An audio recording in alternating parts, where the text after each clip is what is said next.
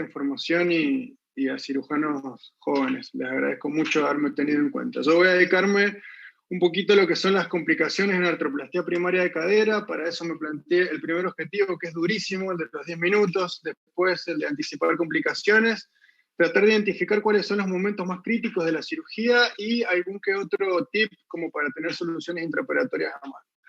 Lo primero que tenemos que saber es que la programación empieza desde el momento que el paciente empieza el consultorio. Ya desde el momento que el paciente entra, tenemos que determinar cuáles pueden ser las potenciales complicaciones que vamos a tener antes, durante y después de la cirugía, no solo con el tema de la radiografía, como vinieron mencionando recién, sino cuestiones inherentes a cada uno de los pacientes, a su anatomía y demás. En cuanto a los momentos críticos, yo determiné 4. El primero es el abordaje, luego la fijación de los componentes, las fracturas y la inestabilidad. En cuanto al abordaje, lo más importante va a ser movilizar adecuadamente el fémur. ¿Qué quiero decir? Todos los abordajes, no importa por dónde yo esté entrando, la complejidad que plantean en general es tratar de correr el fémur del camino para poder hacer el acetábulo y poder exponerlo correctamente a la hora de hacer el fresado femoral.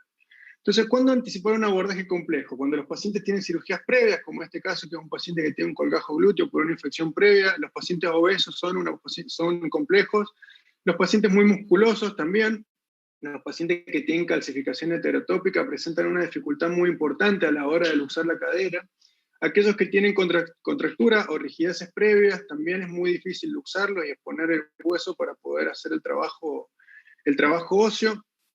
Y en cuanto a las vías de abordaje, voy a hacer una mención muy breve del abordaje anterolateral, que me parece que no es muy popular hoy por hoy, ha sido superado por otros, pero como única clave que yo encontré sería desinsertar correctamente el aparato abductor, hacer la desinserción parcial a fines de ver el cuello femoral de manera correcta, posicionar los homas y hacer una osteotomía femoral que nos permita ver adecuadamente el acetábulo. La realidad es que no tiene mucha complejidad de partes blandas de este abordaje, porque si se ponen a pensar en los pacientes que ven en el consultorio, a medida que los pacientes van engordando, en general engordan hacia los costados y hacia atrás, y no tanto hacia adelante. Por lo tanto, este abordaje estaría un poco más indicado en pacientes que tengan más panículo adiposo.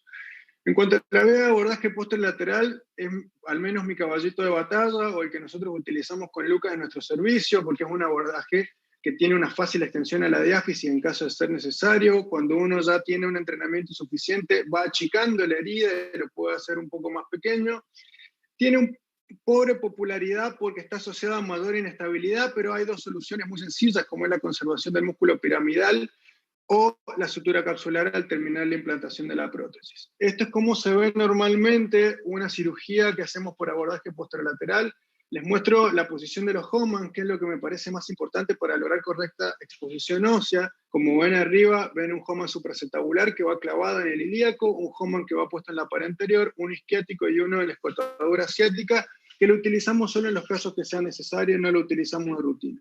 Para exponer el fémur utilizamos un Hohmann en el trocánter mayor, un Hohmann que va a nivel del cuello, que funciona como elevador femoral, y otro Hohmann que va a la altura del cálcar. En cuanto a la vía de abordaje, puede plantear algunas dificultades en cuanto a los errores. Y el principal es el varo femoral, como lo ven acá, que esto se produce porque no somos capaces de lateralizar correctamente el camino de nuestra prótesis, y para eso el truco sería utilizar el box o el escoplo que traen los sistemas protésicos para poder lateralizar el ingreso y de esa manera poder centrar el vástago en la diáfisis. La retroversión acetabular también es un problema, sobre todo en el abordaje posterolateral, que puede terminar en potenciales complicaciones graves como la inestabilidad, y este está muy relacionado a la capacidad de movilizar el fémur hacia adelante. Fíjense que acá yo estoy mostrando el Hohmann que va puesto en la pared anterior, que ese es muy importante para sacar el fémur del camino, hacer un fresado correcto y colocar el implante en la posición que se debe, así es como se ve al final de la reconstrucción. Es muy importante tener en cuenta que los Hohmann tienen que estar en su lugar hasta el final de la implantación de los componentes, y esto es muy importante para cuidar las partes blandas. Los ayudantes tienen que estar muy enchufados durante todo el procedimiento, porque sobre todo en cirugías que son un poco más complejas, más trabajosas, si los Hohmann no están puestos hasta el final, yo puedo generar un daño bastante importante. En cuanto a los errores que les decía, están relacionados todos a la interposición femoral, y las claves para lograr correr el fémur del paso es hacer una correcta liberación de partes blandas, hacer el debridamiento de la cápsula. En algunos casos de retracción más avanzado, más complejos, podemos hacer la liberación del tendón reflejo del glúteo y, como les contaba recién, la posición de los retractores hasta el final. puedo presentar algunos problemas en cuanto a la fijación de los componentes, tanto en el acetábulo como en el fémur. En cuanto al acetábulo, puedo tener dudas en el prefit o del fresado acetabular o una fractura, y lo mismo para el fémur, que va a estar más asociado a canales estrechos. Entonces, lo más importante, como les venimos comentando desde hace rato, es anticiparse a los problemas. Por ejemplo, los pacientes con acetábulos pequeños, los pacientes displásicos, o aquellos pacientes que tienen osteoporosis, que pueden presentar riesgo de fracturas durante la cirugía. En estos pacientes yo la verdad que recomiendo tener la opción cementada siempre a la mano, porque en alguna que otra oportunidad nos puede dar la solución para algún problema intraoperatorio. En cuanto a las dudas en el prefit, se dan más que nada en el lado acetabular y generalmente están relacionadas a un abordaje insuficiente, y en esos casos lo único que tengo que hacer es ampliar. También es muy importante familiarizarse con el instrumental. A veces las fresas no fresan lo que realmente deberían, no tienen filo o no logramos llegar al diámetro que necesitamos. Entonces es muy importante conocer con el material que uno trabaja. Lo que decía recién de la interposición de partes blandas, como les decía, los retractores son muy importantes, hacer un correcto debridamiento del labrum. Y esta es la parte más difícil, ¿no? Cuando tenemos un contacto insuficiente del implante con el hueso o tenemos descobertura, que en esos casos se abre la puerta de utilizar fijación secundaria o de profundizarse en el hueso con el fin de lograr mayor contacto o lograr una cobertura mejor del componente. La fijación secundaria, ¿cuándo la utilizamos? En los casos que tenemos estabilidad inicial muy pobre. Si la estabilidad inicial o el prefit es bueno, la verdad es que no los usamos. O en aquellos pacientes que tienen osteoporosis también son muy útiles. Y hay alguna evidencia de que el tapar los agujeros del cotilo previene la migración de las partículas de desgaste del par de fricción. Cuidado, colocar tornillos no es gratuito, ya que la longitud es limitada, y con esto la guía que utilizamos intraoperatoriamente para esto son las recomendaciones de Vasilevsky. Generalmente ponemos los tornillos solamente en el cuadrante postero superior. Si aún así yo me quedé con dudas en el prefit, tengo la posibilidad, si el implante me lo permite, de aumentar el número de tornillos y lograr la estabilidad que necesito con ellos. Por supuesto, tendré que proteger la carga. Y el otro recurso que les comentaba recién era de profundizarme. ¿Pero hasta dónde? Normalmente el límite anatómico sería la lámina cuadrilátera. Es raro tener que profundizarse hasta ese lugar, pero hay casos de cotilos muy planos en los que tenemos que llegar para lograr la correcta fijación.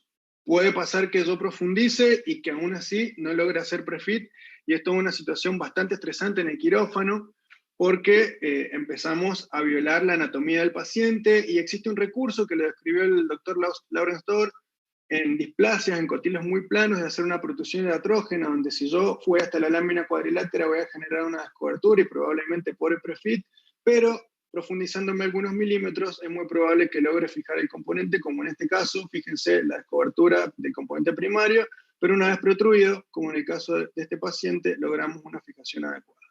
Pero puede pasar que siga flojo y tengo dos opciones: o irme de quirófano o seguir adelante. Y la última opción, que es un recurso bastante desesperado, es el de expandir. Una vez protruido el cotilo, centrar las fresas correctamente, controlar la indemnidad de las columnas y tratar de aumentar el diámetro con la ambición de lograr fijación. Pero bueno, como les decía recién, lo más importante es no llegar a este punto y tener herramientas para frenar antes. ¿Cómo puede pasar en este paciente que requirió que el cirujano se pasó de fresado y tuvimos que sacar el cotilo después por la panza, lo cual no es una situación para nada agradable? En cuanto a las fracturas intraoperatorias, se generan principalmente durante la impactación, están relacionadas a los cotilos elípticos y a los pacientes que tienen o calidad ósea muy pobre, o en aquellos pacientes que tienen un hueso muy duro, y generalmente se producen en el trasfondo, en la lámina cuadrilátera, que es la zona más débil, y en algunos casos afectan la columna posterior. Lo más importante, si yo sospecho una fractura, es diagnosticarla dentro del quirófano. Entonces yo tengo que tocar la escotadura asiática, y fíjense en esa foto, se ve un crack. Y ahí se me abren de vuelta dos opciones. La primera es la de utilizar un cotilo de gran diámetro y tornillos, pero bueno, eso es una técnica que consume mucho hueso, es muy difícil lograr fijación de esta manera, y yo creo que es el último recurso.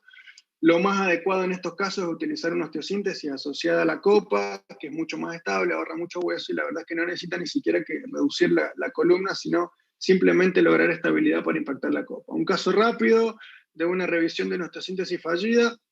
No es una cirugía primaria, pero bueno, se los muestro porque era el caso que tenía para graficar esto. Sentimos un crack durante el fresado. Esa es la exposición. Fíjense que ampliamos el abordaje, pusimos un homo en la escotadura asiática, inspeccionamos el trazo.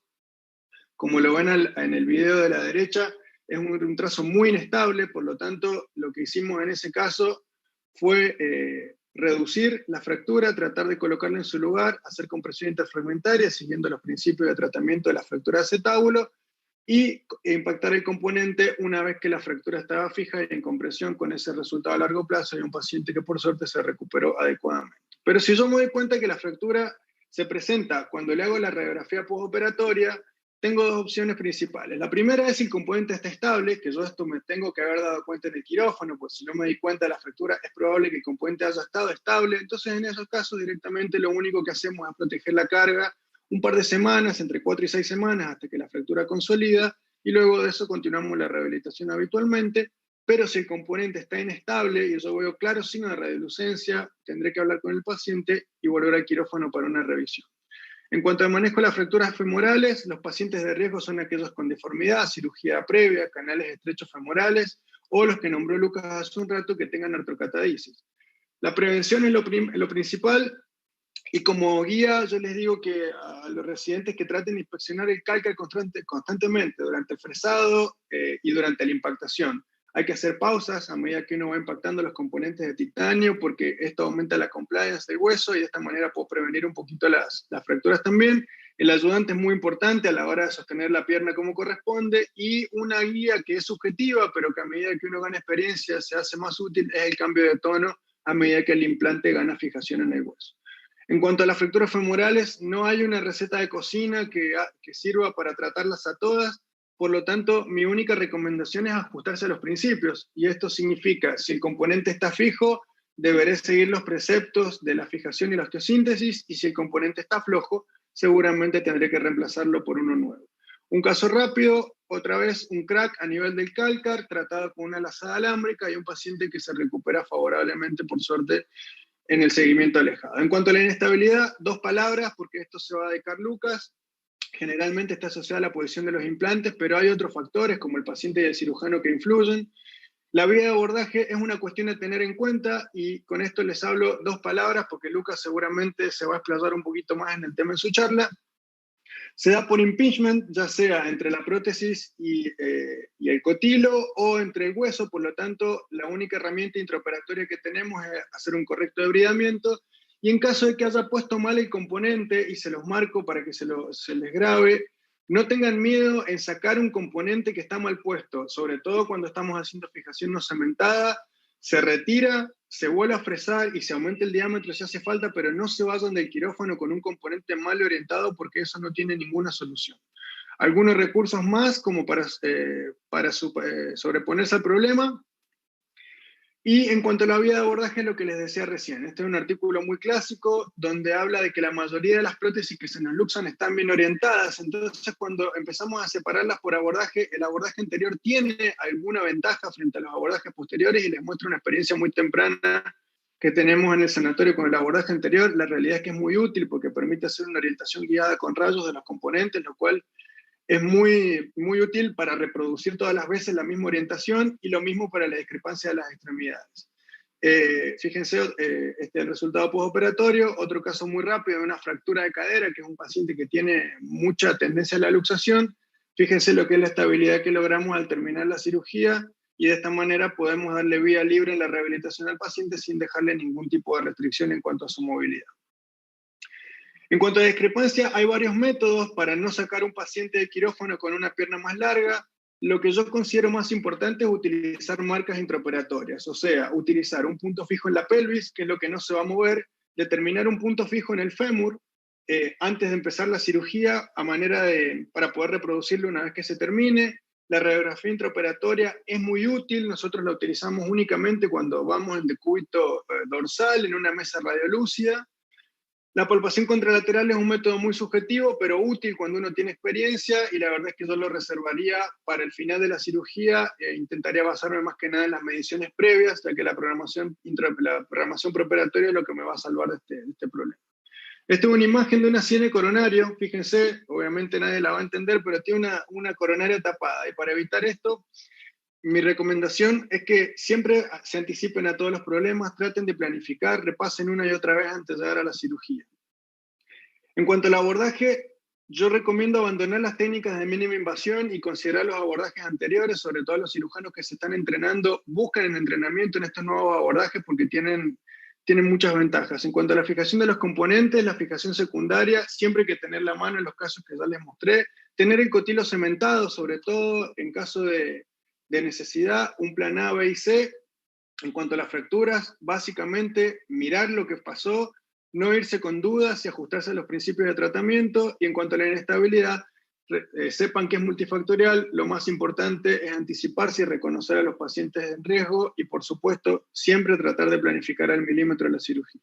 Muchas gracias por escuchar.